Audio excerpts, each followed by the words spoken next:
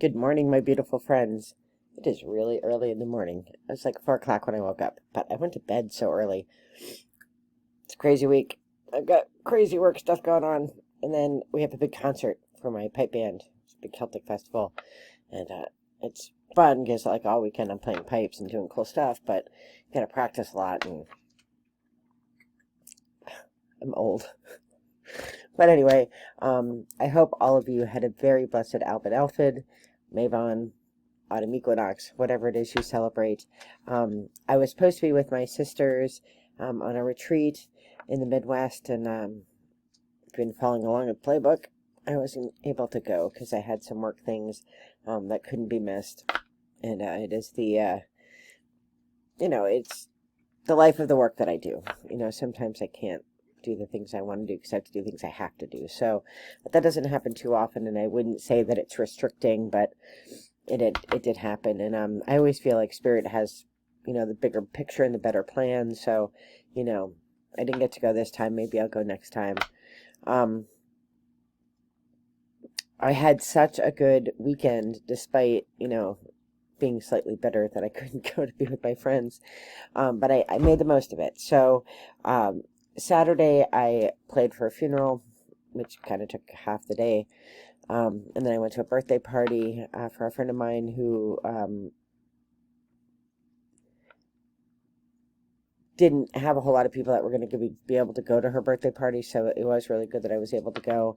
And then Sunday, I just did my own thing for Alban Alphid, which is the Celtic name for autumn equinox, or Mavon. And I did my own retreat, and it was actually really amazing. And so I want to share it with you, and I want to talk about sort of what I'm doing right now, and sort of in preparing for Samhain, which is the Celtic New Year, Halloween as it's called here in most places. I celebrate it a lot differently than than mainstream, right? So Halloween has become very commercialized. I've gone over this a million times in this channel, but I don't really like the Americanization of Halloween. I think it really detracts from like what Samhain is about, and the spiritual edification of the time. So it is the thinnest line between this world and the other world, and yes, costumes are part of it, so that you would confuse the spirits, the bad spirits, but that isn't the only focus of, pumpkins are not the only focus of Halloween. So I don't celebrate traditional American Halloween. I celebrate Celtic Samhain. So, but to prepare for that season, almost like an Advent, right? As I prepare for that season, we start with Alban Alphid and the second of the harvest festivals. So I did a retreat in nature, and I'm going to show you the materials that I used, and hopefully that you might be inspired to use something like it, or something that resonates with you as these did with me. And then we prepare, until this next Samhain, when we go into that third harvest season and we celebrate the Celtic New Year. So let's go through this, shall we? So the book that I picked up through thrift books, I'm a junkie for thrift books, although I will say, this is a funny story. So I buy a lot from thrift books, probably far too much, but I ordered a bunch of different books, but this package I ordered, I do a lot of history books. I do, I don't read a lot of fiction, so because I'm a classicist and I study older stuff. But anyway, I got a lot of history books, but I got a package in the mail, and it was this. I'm like, I don't have little kids, and I don't know any little kids, and I know I did not order these. Certainly was a surprise. So I went into thrift books, and they sent me the wrong thing. So I sent them a note, and I said, I feel really bad for the little kid that got the book on, ancient Iona, because I got their Click Clack Moo book. But I just feel like Spirit has them here for a reason. I'm going to find some little kid that needs them, and we're going to go on our way. But anyway, in a separate shipment in the same order, I got this With an Eagle's Eye, and it's a 7-day sojourn in Celtic Spirituality. and it's really good. And it has, now I'm not doing 7 days in a row because I work and I have bagpipes and I have Red Cross and I have all the things. So I'm not doing it in a row, but I'm doing it, I want to get through all 7 lessons or whatever days between now and Samhain. So that's the goal. And I have it partnered with a book that I had read before that I just love this book. And this is Listening for the Heartbeat of God. And this fella, Philip Newell, was the, I don't know, chief in charge at Iona. He and his wife, he was the minister in Iona, being a thin place in the Western Hebrides of Scotland. It's a small island. So what is Celtic spirituality? So I think that's kind of where we start day one. Like, what is it, right? So, for me as a Christian, Celtic spirituality deals with God and Jesus and Mary, archangels, angels, saints, and whatnot. But Celtic spirituality can mean anything to you. You can add in, saints or gods and goddesses, whatever it is you believe. But, for my practice, it is God, Jesus, Mary. And I go, and you might have heard this on the channel before, but I, history lesson. Brief. I will make it brief, I promise. So there are the apostles of Jesus, and one of them was named John, not to be confused with John the Baptist. He was another John, but this John was the apostle John, and there's the apostle Peter. And you're familiar with the apostle Peter because Peter was responsible for the kicking off of the Roman Catholic Church. The apostle John was responsible for the kicking off of the Celtic Church. Now, you might think, well, okay, that's the Episcopal Church if you're American, or the Church of England if you're... Yes, that is eventually what it became, but it became mutated because of Roman invasion. So, what's important about this is that the church that developed, the Celtic Church that developed from the teachings of John, is a little bit different than the teachings of Peter in Rome. And here's where the three big differences are. One is the concept of original sin. So in Celtic Christianity and the teachings of John, John believed that an infant was the image of God, and that babies were born without sin. So there's no concept of original sin. In the Roman Church, the concept of original sin, stemming from the fall in Eden, when, the whole apple and everything, all humans are born with original sin. So that's a very, very marked difference, right? Right from the get-go, in the Celtic Church, there's no original sin. In the Roman Church, there is. Second very, very marked difference, as if that weren't enough, is that in the Celtic Church, we believe that God is already here. So God is in everything. God is in us. God is in you. God is in everything around us, the trees, the squirrels, the spiders, right? God is, we don't have to go to God because God is already here. Where in the Roman Church, God is all around us, but we have to go get instructed about God. We go to church to get messages delivered to us from God, and there's a conduit through a priest, right? So, and God is around us, but we need to have a key to get it. Where in the Celtic Church, you can be connected to God because God is in you already. And then the third marked difference, of course, is gender equality. So, in the Celtic Church, men and women have always been equal, and in the Roman Church, the man is the head of the church, and women are subservient to men. So those are very big differences, and you're thinking, well, that's awesome. There's different ways to look at it. Well, you know how politics and people are and humans are, and so there was a big fight at some synods, and Pelagius, who is the one championing the Apostle John, was called a heretic, and Celtic Christianity had to go underground because it was punishable by death because the Roman Church was accepted. It's a very watered-down version of the history. If you're interested, there's lots of books, and you should read them. So, I celebrate Celtic Christianity, and I go with the teachings of John over the teachings of Peter. So, Not that I'm not saying there's not value in any of it from Peter, but I just happen to subscribe to the teachings of John. So that's the framework of Celtic Christianity. And doing this retreat, I wanted to work on being an authentic Celtic Christian, or a Celtic spiritualist, a person of Celtic spirituality. But at first I had to figure out like what it is that means. Well, that's what it means, right? That I subscribe to this brand and not necessarily that brand.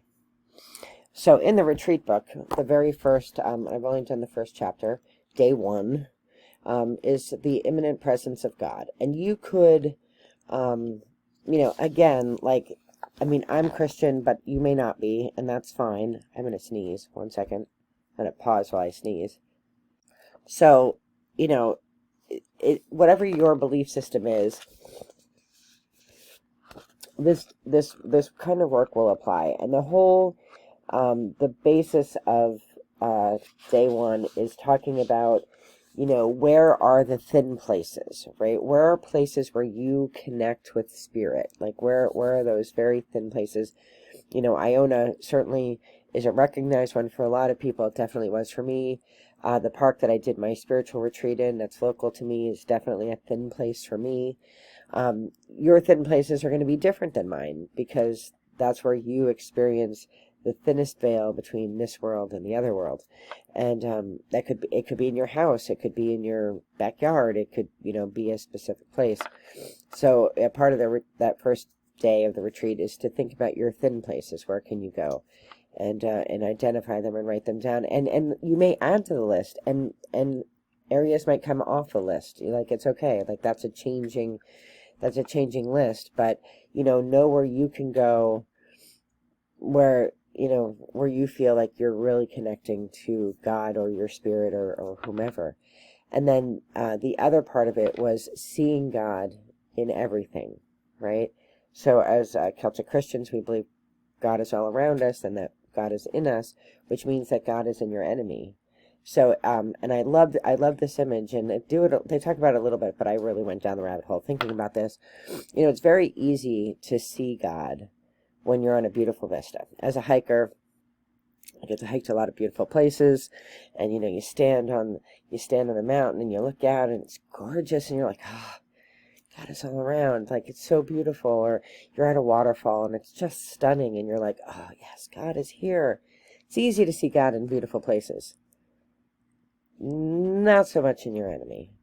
Not so much in people who do horrible, horrible things. Not so much in, dirty cities, or whatever. Like, it's hard to see God everywhere.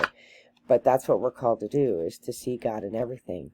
So creating and cultivating a practice of seeing God in everything, and seeing goodness, even a spark of goodness. What can we work with to bring about brighter light, right? So I enjoyed my time out, and I enjoyed thinking about ways to bring, because sometimes my candle feels so small that I can't illuminate anything. I'm just one person. Like, I'm one person. What can I possibly do? So Spirit's like, I got you. So on YouTube, different videos come up, and it's like, this little church in a little place in Texas. The pastor and his wife adopted some kids from foster care, like the hardest ones to place. And then before you know it, the entire congregation of this tiny church, I think it's called Possum Creek, is the name of the movie.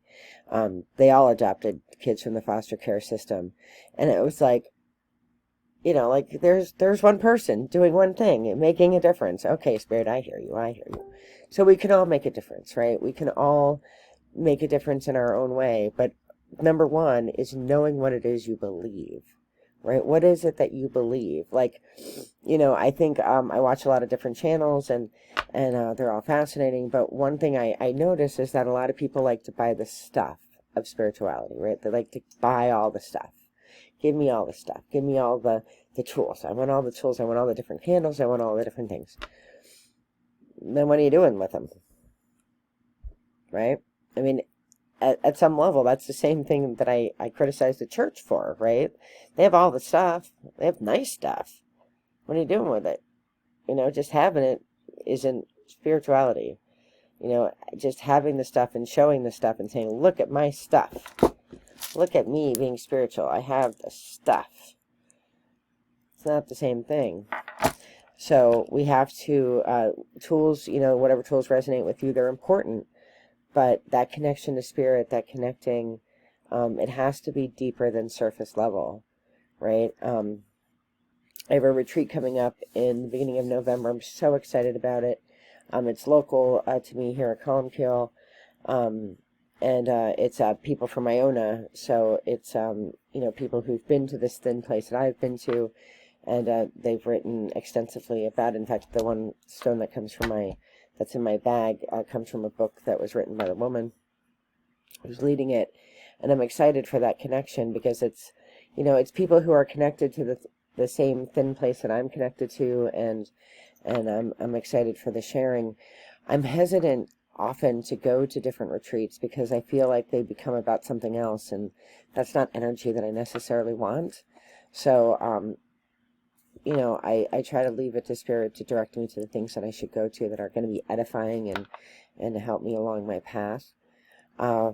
So, day one, some of the prompts that were at the end, there's you know, an explanation of what they're talking about. Then there's some suggested scripture for prayer.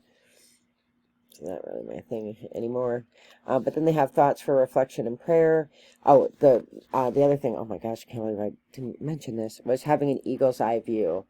And it talked all about the eagle's eye, and then it talked about, you know, being a deer, and I mean, there's all just kind of cool stuff.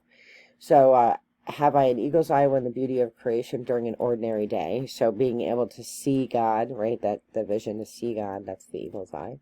Where are my thin places? And how do I experience the Word made flesh?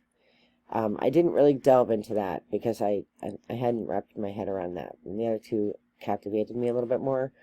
Then there's prayerful activities and the Celtic blessing at the end. And it just really was, it was just really a great day. I sat on the bank of, it's a little stream, but it comes from it's a quadruple waterfall that was created because there used to be a sawmill there, you know, a long time ago, 100 years ago. And I like that spot because it really does remind me of heaven and earth, you know, coming together, the two worlds coming together. And nature always wins. That was like in my journal, that was something that just really struck me, is that nature wins, right? This sawmill existed 150 years ago, and there's some remnants of the walls, and there's this quadruple waterfall that exists, and there's this ice cave down a little bit, you know, and it's beautiful, but it was abandoned, and nature has taken back over. Nature wins. Nature always wins.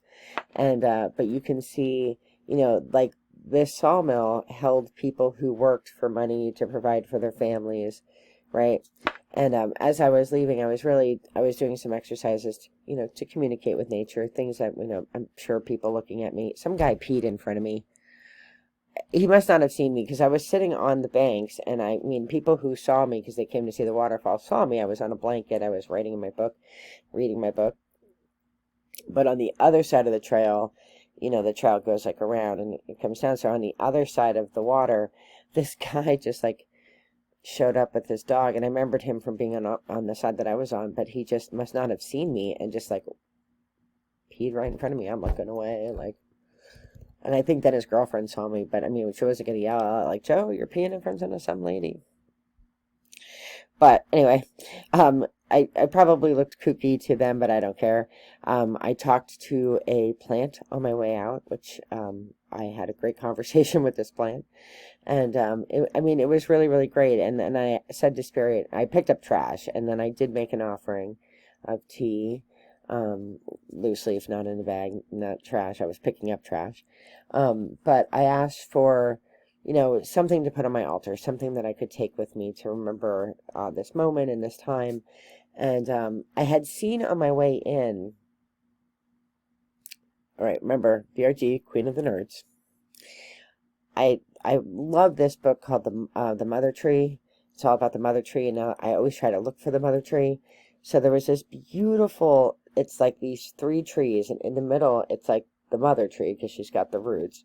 And one root goes out and reaches around the tree next to her like a daughter, like protecting her. And then the other one reaches out to the tree on the other side of her. And I just thought of, the triple goddess, and I thought of, the three saints, Bridget, Columba, and Patrick. Like I just thought of, I definitely felt what female energy, but it just like in this forest of trees, which I'm sure people pass by this every single day and don't see these three trees. And I took a picture, which would mean nothing to anybody else, but to me, it's a special, this like, triple tree thing. So I loved it on my way in, and then I tried to find it on my way out, and I was getting, and it's close to the beginning of the trail, which means it's also close to the end. So I was like, I hadn't found anything, and I said to Spirit, it's okay if there's nothing I should take with me. I won't pick flowers. I won't do things like that. I won't take food away from forest creatures, unless I feel really moved to do it. But I try not to disturb anything in nature, and I stopped, I found the three trees, and then I looked down, and there was an acorn cap and a complete acorn. And I thought those were my symbols. So an acorn to me, like the full acorn, reminds me of the connection between our world and the other world. So the nut is nutritious, right? And so animals can eat that, and that helps sustain their physical life. The cap isn't nutritious, so the squirrels often leave the cap behind.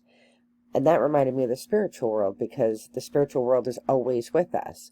I mean, it gets ground. Those caps get ground into the dirt and provide nutrients for other creatures. But the cap is always with us. And of course, the nut through poop becomes, part of nature too. But, the acorn is like the perfect symbol of our world connected to the spirit world. And so I'm looking at these three trees, the three sisters, three Norns, whatever you want to call them, and look down, and there's this perfect acorn and a perfect acorn cap. And so that is what I brought home. So it was a really amazing autumn equinox. It was an amazing albanelphid, which is what we call it. I was sorry that I wasn't with my sisters, but I think I was meant to do this instead. I think my brand of spirituality is so unique that I'm pretty alone in how I honor it and celebrate it, and I'm okay with that. So maybe this is just what I needed. This is what my soul needed. I'm moving on to day 2 today, and this is, what is day 2? Day 2 is Presence of the Unseen World, and I'm excited to start that. So, I don't know what it's about, but that'll be the next video I do about it, because it'll be interesting. And again, like, if you need something to read and you are interested in Celtic spirituality, Listening for the Heartbeat of God is a tremendous, tremendous book, and you can get it on thrift books for like $3. I am wishing you all the very best in light and love. Be well. Take care.